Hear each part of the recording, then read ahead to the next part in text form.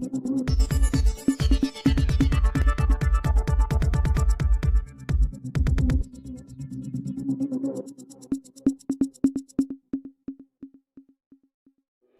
તસ્કરો ફરી ત્રાટક્યા, 3 મકાનોના તાળા તોડ્યા।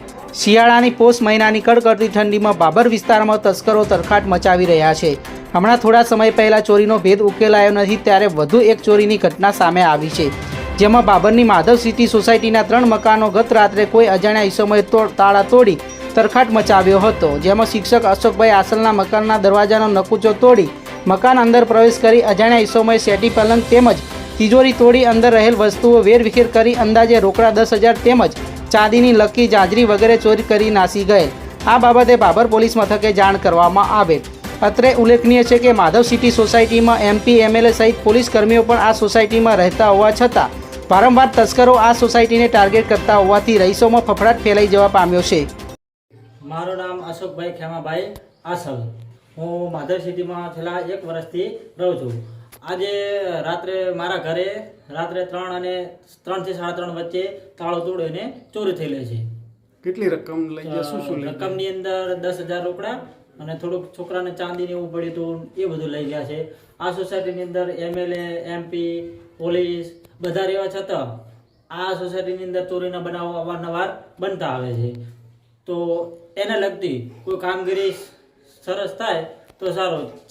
આજે રાત્રે 3 ઘરે તાળા તૂટ્યા, એક સામેના મકાને ત્યાં ડબલ લોકો એટલે થયો ને પછી મારા ઘરે તૂટ્યું અને રાત્રે 3 થી 3:30 વચ્ચે બનાવ બન્યો। તેમ 4 વાગે મારે રાત્રે ઘરેથી પણ અહીંયા આવવું પડ્યું।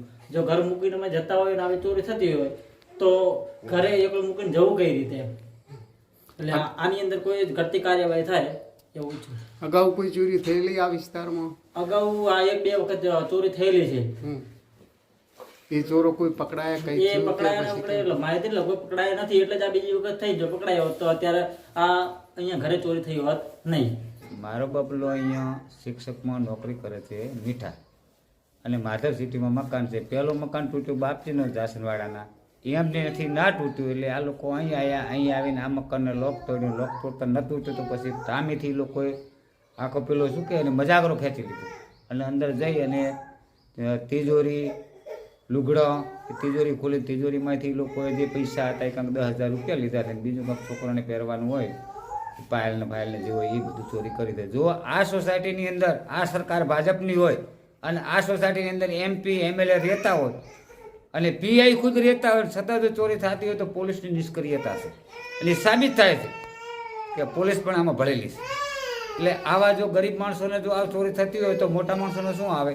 તો સરકાર આની સત્વરે તાત્કાલિક તપાસ કરે અને રૂઢા ગુનેગારોને પકડીને એની જેલને હવાલે કરે। અગાઉ અહીંયા ચોરી અને અગાઉ કહે છે આ લોકો કે ભાઈ ચોરી થયેલી છે, એટલે લગભગ આ પોલીસ કઈ નિષ્ક્રિયતા દાખવે છે, પોલીસના હાથની વાત છે। પોલીસ ધારે તો હવે સાહેબ 2 કલાકમાં આ લોકોને પકડી લે।